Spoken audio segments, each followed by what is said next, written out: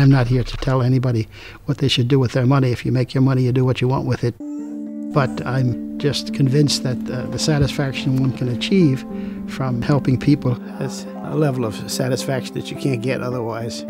Dahil sa paniniwala na ang pinakamabuting paggamit ng yaman ay ang pagtulong sa kapwa, isang Irish-American billionaire ang naging tapat sa hangaring ito. Sa loob ng halos 4 na dekada, inilaan niya ang kanyang sarili sa isang misyon, ang maipamigay ang kanyang bilyon-bilyong dolyar na yaman habang siya ay nabubuhay. Ang kanyang filosofiya na giving while living ay higit pa sa isang ideya, kundi binago nito ang tunay na kahulugan ng pagkakawang gawa. Well kaibigan, ito ang epic na kwento ng isang ordinaryong batang kalye na nakilala bilang James Bond ng philanthropy.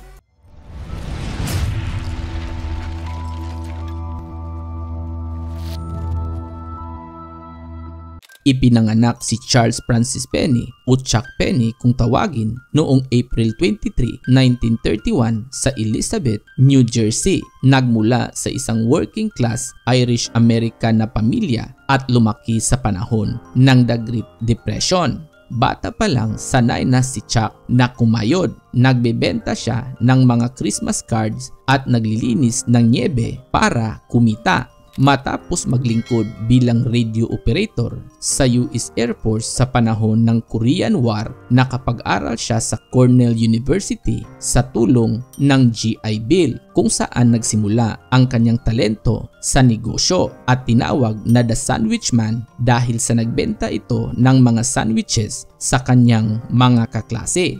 Ang ideya ng duty-free shopping na nag-alok ng mga produkto sa mga biyahero na walang buhis ay unang naisip ni Chuck Penny noong 1950s habang siya at ang kanyang kaklase na si Robert Warren Miller ay nagbenta ng mga produktong alak at sigarilyo sa mga sundalong Amerikano. Hanggang sa lumago at itinayo nila ang Duty Free Shoppers o DFS Group noong 1960 sa Hong Kong at kalaunan naging pinakamalaking retailer sa mga biyahero sa buong mundo na nagbigay ng bilyon-bilyong dolyar sa mag-partners. Sa loob ng maraming taon, si Chuck Penny ay tila ba living the dream hanggang noong 1980 sa edad na 50, unti-unti itong napaisip kung ano ang gagawin sa lahat ng kanyang yaman.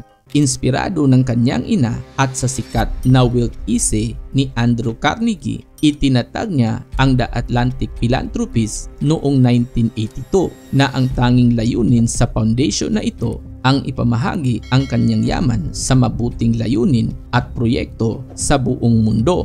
At noong 1984, palihim na ibinigay ni Chuck Penny ang kanyang buong parte sa DFS na nagkakahalaga ng $500 million sa The Atlantic Philanthropies. Maging ang kanyang mga kasosyo sa negosyo ay walang kaalam-alam.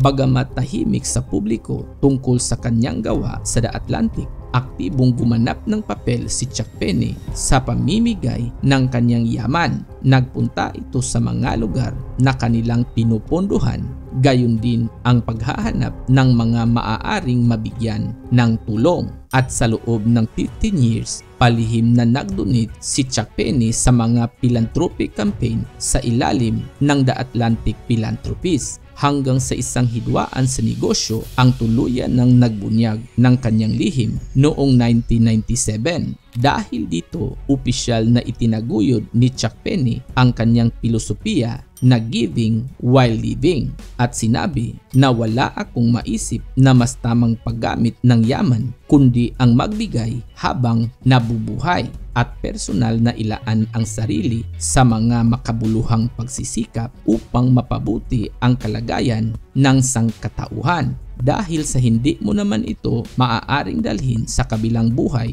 bakit hindi mo ito ibigay ngayon at makita ang resulta sa sariling mga mata? Bagamat kilala si Chuck Penny na matipid sa sarili, ngunit nakahanda itong gumastos ng malaki para sa mga makabuluhang layunin. nagbigay siya ng $3.7 billion para sa edukasyon, kabilang na ang halos $1 billion sa kanyang alma mater na Cornell University upang maitayo ang Cornell Tech Campus sa Roosevelt Island sa New York.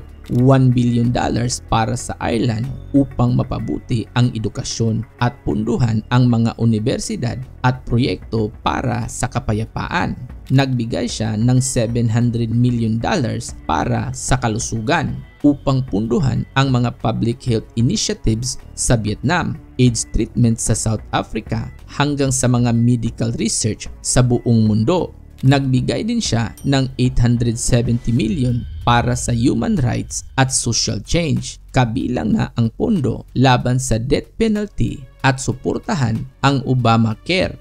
Matapos ang halos 4 na dekada, noong 2020, masayang natapos ni Chuck Penny ang kanyang misyon at opisyal na naisara ang The Atlantic Philanthropies matapos maipamigay ang mahigit $8 billion na yaman, kabilang sa mga nai-inspire sa kabutihang asal na kanyang nagawa ay sina Bill Gates at Warren Buffett, at isinilang nila ang isang charitable organization na The Giving Pledge, isang kilusan na naghihikayat sa mga pinakamayamang tao sa mundo na magbahagi ng kanilang yaman sa mga layuning mapagkawanggawa.